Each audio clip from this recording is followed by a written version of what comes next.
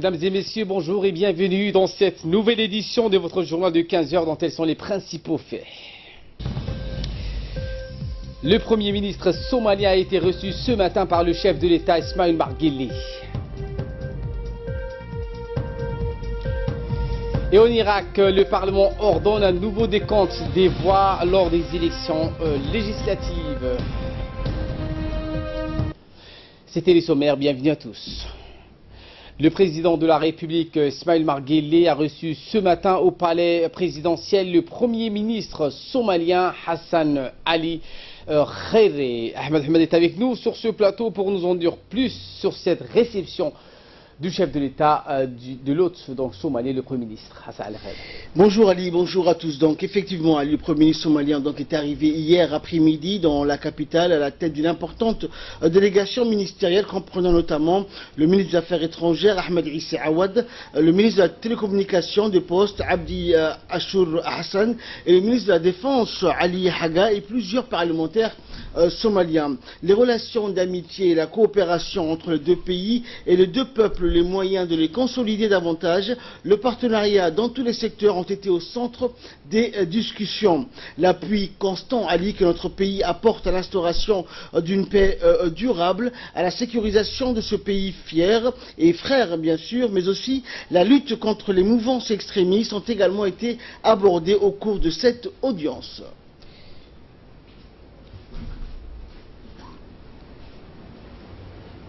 Justement donc Ahmad, lors de cette réception, le Premier ministre somalien s'est exprimé avec le chef de l'État en le remerciant de son soutien et de sa solidarité.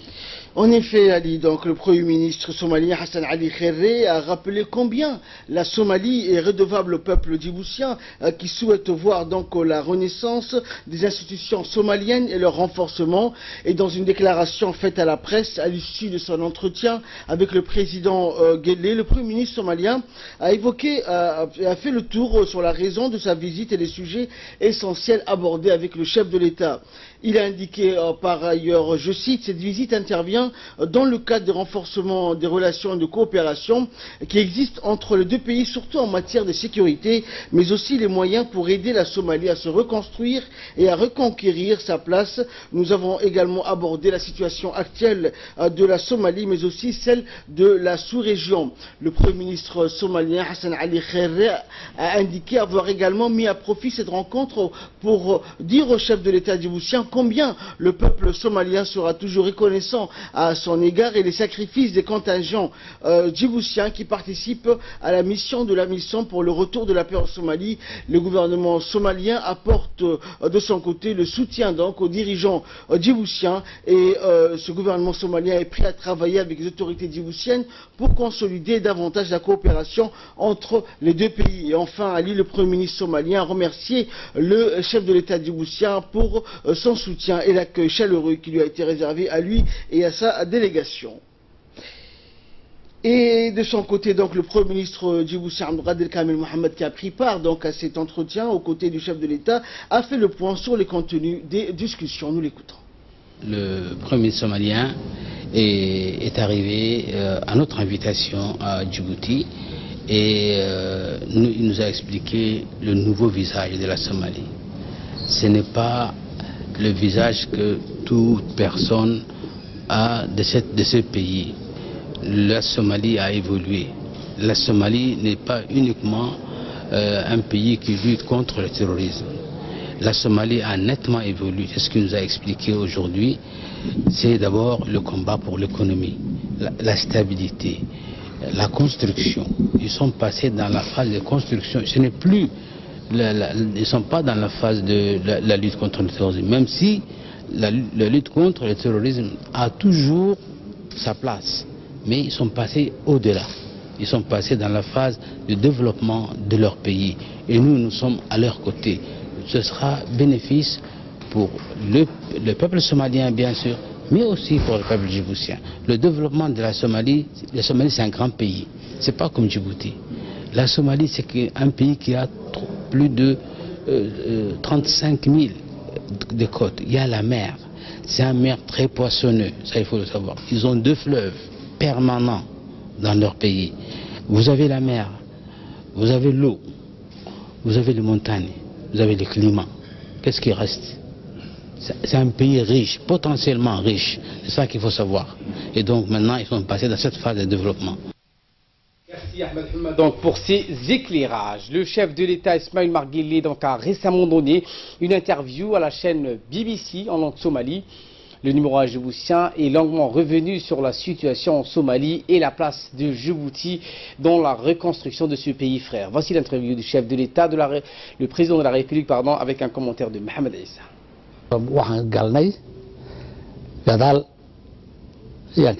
Si vous consultez les archives de la BBC, nous avions déjà évoqué la situation sécuritaire et la présence en Somalie de la MISOM.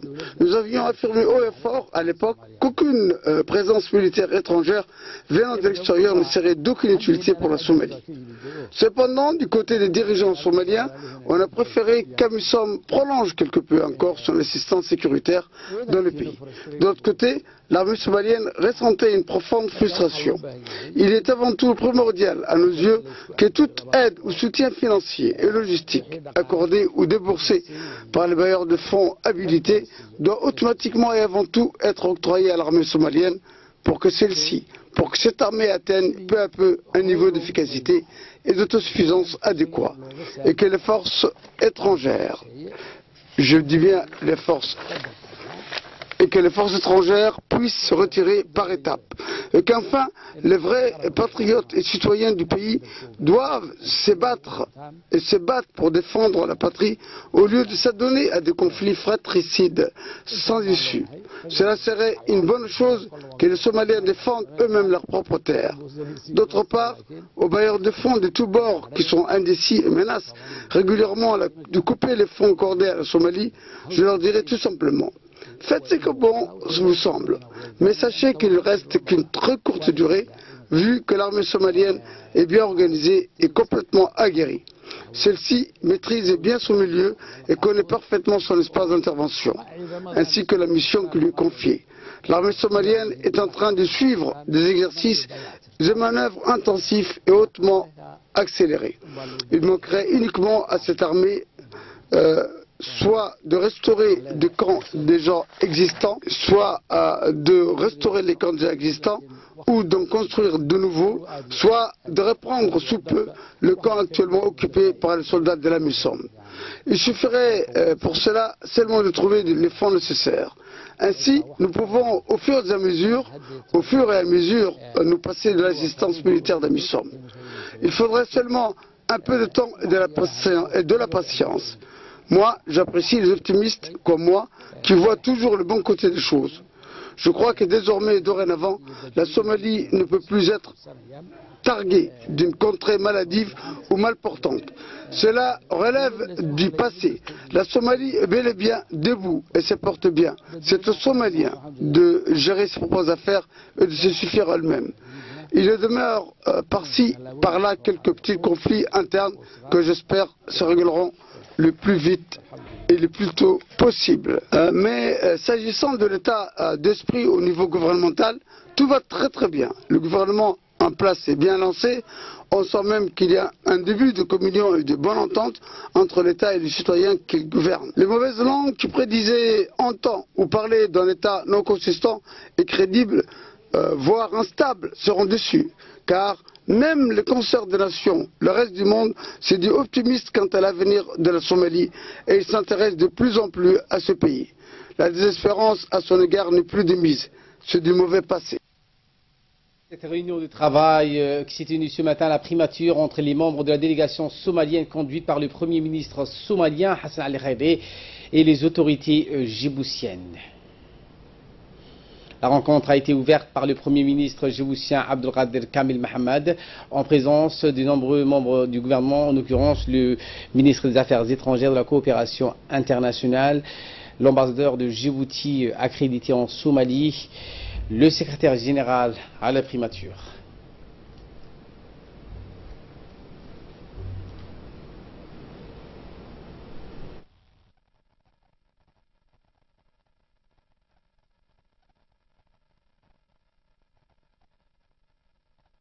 De la télécommunication chargé des postes et des télécommunications, Abdi Youssouf Sougé. Également le ministre de la Défense, Ali Hassan Bahdon, le président des autorités des ports et des zones franches, Aboubakar Hadi, étaient également présents à cette réunion élargie entre les membres de la délégation somalienne et djiboutienne. Le chef de l'État, Ismaël Marguerite, a adressé un message de félicitations à la reine du Danemark. Le président a adressé aujourd'hui un message de félicitations à la reine du royaume du Danemark, Sa Majesté Margaret II, dont le pays célèbre sa fête nationale. Dans son message, le président Ismaël Marguerite a formé le vœu de santé et de bonheur à la reine Margaret II, ainsi que davantage de prospérité et d'épanouissement au peuple ami danois. Je forme le vœu sincère que la nation amie danoise poursuive son développement et son rayonnement, a écrit en substance le président Guélé. Nul doute que le royaume du Danemark est un exemple à suivre pour tout le pays qui aspire légitimement au développement social, a poursuivi le président Guélé. Il a en outre souligné que le gouvernement et le peuple djiboutien sont disposés à promouvoir et à développer davantage les relations d'amitié et de coopération avec le royaume du Danemark. Sous la présidence de l'honorable député Abdelrahman Awal Yassine, la commission des affaires étrangères s'est réunie hier, donc mercredi 6 juin, pour l'examen des textes suivants. Projet de loi numéro 13 de l'année 2018 de la 8e législature portant ratification de la convention de prêt conclue entre la République de Djibouti et la Banque Exim de Chine, le projet transfrontalier d'adduction d'eau, phase 2. Un projet de loi numéro 14 de l'année 2018 portant ratification de la convention de prêt conclue entre la République de Djibouti et le fonds de l'OPEC pour le développement et portant sur le projet de la route d'accès au port de Tajoura. Pour le premier texte, la séance s'est déroulée en présence du ministre de l'Agriculture, de l'eau, de la pêche et de l'élevage et des ressources halieutiques, Mohamed Ahmed Awalé. Pour le second, la réunion a vu la participation du ministre de l'Équipement et des Transports, Mohamed Abdelkader Moussa Helem. Au terme d'un débat constructif, les deux projets de ratification subventionnés ont reçu l'avis favorable des commissaires pour sa transmission et adoption en séance publique. Également dans l'actualité de ce 15h, le ministre de la Santé, Dr Jamal El-Maouki, a paraphé avec le représentant de l'OMS, Dr Monder Lateef, et son équipe un plan de travail biannuel 2018-2019 qui englobe toutes les activités qui seront menées conjointement entre le département de la santé et l'organisme onusien pour les 2 années à venir. La cérémonie de signature s'est déroulée au cabinet du ministre en présence du secrétaire général par intérim, Dr Salah Banoïta, et la directrice de la DPECI, Mme Fatouma Ali, et de nombreux conseillers et directeurs des programmes. En effet, le nouveau plan de travail 2018-2019 prend en compte les domaines d'intervention à travers lesquels l'OMS portera son soutien financier et son expertise technique dans le cadre de la réforme de la santé. Écoutons à présent le docteur Mondef, représentant de l'OMS. 2 130 000. Dans son intervention, le ministre de la Santé, Dr Jamal El-Maouki, a indiqué que ce nouveau plan de travail regroupe un faisceau d'activités essentielles pour l'amélioration de notre système sanitaire. Le ministre a également rappelé que ce plan de travail s'inspire de la politique sanitaire mise en œuvre par le chef de l'État, Ismaël Marguerite. Écoutons le ministre. Et au nom du ministère de la Santé, à mon nom propre, le représentant de l'OMS et son équipe, pour la préparation avec mon équipe depuis un moment de ce plan de travail de 2 ans. En temps global de 2 132 650 $, ce qui équivaut plus ou moins à dans les 380 millions de francs de Djibouti. Ce plan de travail surtout a des sous-thèmes très importants dans lesquels il y a les maladies transmissibles, il y a les maladies non transmissibles, il y aura tout ce qui est promouvoir la santé à tous et dans les différentes étapes de la vie, le système sanitaire, le renforcement du système sanitaire, la préparation et la surveillance des ripostes d'épidémiologie et des urgences, et il y a le programme des urgences de santé. Ce sont les priorités du ministère de la Santé. Nous remercions infiniment l'OMS. Cela est en phase avec les priorités nationales et surtout les instructions que le président de la République, son Excellence M. Ismaël Omar Guelleh, nous a données sur la question sanitaire, dans lesquelles surtout la riposte de différentes épidémies étant une des thèmes très importants. Nous allons, Inch'Allah, travailler d'arrache-pied ensemble, main dans la main, pour pouvoir, plus vite possible, mettre en place ce projet et à faire avancer les activités au plus vite possible pour le bénéfice de la population djiboutienne. Rappelons aussi que j'étais nommé récemment vice-président de l'Assemblée mondiale de la santé. Donc cela aussi nous renforcera encore plus la relation entre l'OMS et la République Djibouti et l'OMS et le ministère de la Santé. Et cela reflète le travail qui a été fait au niveau de la République Djibouti sur la question sanitaire, les instructions qui ont été données par le président de la République et les promesses qui ont été faites par le président de la République et par la Première Dame à différentes institutions telles que l'OMS ou l'ONU-SIDA, et que ces promesses ces objectifs ont été atteints haut la main à Djibouti, ce qui nous a permis une félicitation unanime de plus de 193 pays au monde au niveau de l'Assemblée mondiale de la santé.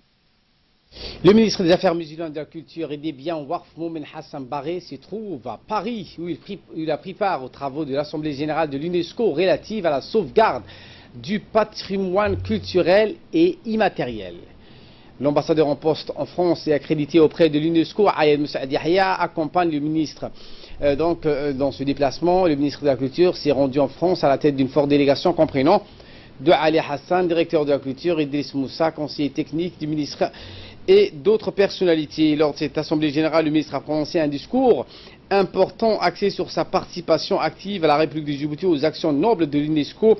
Il a salué la pertinence et les progrès réalisés par la Convention sur la sauvegarde du patrimoine culturel et immatériel qui a été ratifiée par 177 pays. Plusieurs sujets relatifs également au développement culturel et à l'appui de l'UNESCO ont été abordés entre M. Firmin, qui a rassuré notre ministre de son soutien indéfectible. Quant à Madame la ministre de la Femme et de la Famille, elle se trouve à Bruxelles. La ministre de la Femme et de la Famille, accompagnée d'une délégation dont l'ambassadeur de Djibouti à Bruxelles, a pris part à la 12e édition de la Journée européenne du développement.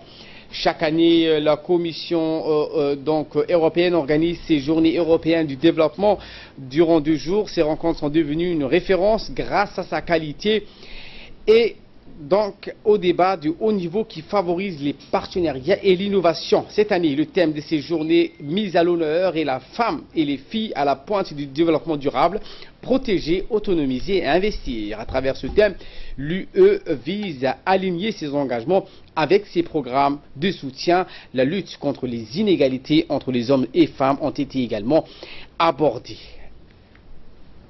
De là, nous passons aux nouvelles à travers le monde avec Asma Oubaker qui nous a rejoint sur ce plateau. Bonjour Asma. Bonjour à vous. Et nous commençons avec la République démocratique du Congo où 2 personnes ont encore été emportées par le virus Ebola. Oui, 2 nouveaux cas, 2 nouveaux décès attribués à l'épidémie de fièvre d'Ebola ont été enregistrés en République démocratique du Congo, ce qui porte à 27 le nombre total de morts depuis 1 mois dans le nord-ouest du pays, selon les autorités sanitaires. Jusqu'au 4 juin, 58 cas de fièvre hémorragique ont été signalés dans la région. Depuis le lancement le 21 mai d'une campagne de vaccination ciblée, 1369 personnes ont été vaccinées, dont 597 à Bandaka. Le directeur général adjoint de l'OMS en charge des réponses d'urgence, Peter Salama, a indiqué que la République démocratique du Congo a donné son feu vert à l'utilisation de 5 traitements non encore homologués pour lutter contre Ebola. Et les fonds des Nations Unies pour l'enfance, l'UNICEF, a annoncé avoir fourni à 300 000 personnes des informations vitales de protection contre le virus Ebola dans le cadre d'une campagne de sensibilisation visant à atteindre plus de 800 000 personnes dans les zones affectées. Et nous enchaînons avec la Syrie. Les Kurdes, membres des forces de protection du peuple, l'IPJ, vont quitter la ville clé de Manbij après un accord américano-turc. Oui, les unités de protection du peuple, la principale force kurde de Syrie considérée comme terroriste par Ankara, mais alliée de Washington, ont annoncé qu'elles allaient se retirer leurs conseillers militaires de Manbij dans le nord de la Syrie. Et ce, au lendemain de l'accord conclu entre les États-Unis et la Turquie sur la sécurité de la région, même si celui-ci n'a pas été explicitement évoqué. Eh bien, la Turquie et les États-Unis ont annoncé lundi dans une déclaration commune avoir approuvé une feuille de route sur la région à l'issue d'une rencontre à Washington entre les chefs de la diplomatie américaine et son homologue turc, a dit. Et concernant les élections législatives en Irak, le Parlement ordonne un nouveau décompte des voix. Oui, le Parlement irakien a ordonné un nouveau décompte des voix, manuel cette fois-ci, et limogé la commission ayant supervisé les législatives près d'un mois après ce scrutin remporté à surprise générale, après plusieurs tentatives qui avaient échoué faute du quorum. 173 députés sur les 328 que compte le Parlement sortant se sont réunis pour une session extraordinaire. Dès la fermeture des bureaux de vote, des candidats, pour beaucoup malheureux, ont affirmé que l'utilisation des machines de vote électroniques, une première dans le pays, avait permis des fraudes. Hier, le Parlement a précisé qu'aucune machine ne serait utilisée pour le nouveau déploiement uniquement manuel. Et nous terminons avec le Guatemala, un nouveau bilan qui s'élève à 99 morts après l'éruption du volcan de feu. Oui, au Guatemala, un nouveau bilan fait état de 99 morts après l'éruption du volcan Fuego. Les secours se consacrent désormais à la recherche des quelques 200 disparus rendus difficiles par de nouvelles explosions et des écoulements de lave. La Croix-Rouge a débloqué 200 000 euros, mais l'aide internationale se fait encore attendre. De nombreux pays ont proposé leur aide, mais faute d'appel officiel du gouvernement qui dit attendre le feu vert de la protection civile. Les offres ne sont pas concrétisées. Merci Asma Aboubakar pour ces explications. Merci à vous de nous avoir suivis. Très bon suivi des programmes sur Télé Djibouti.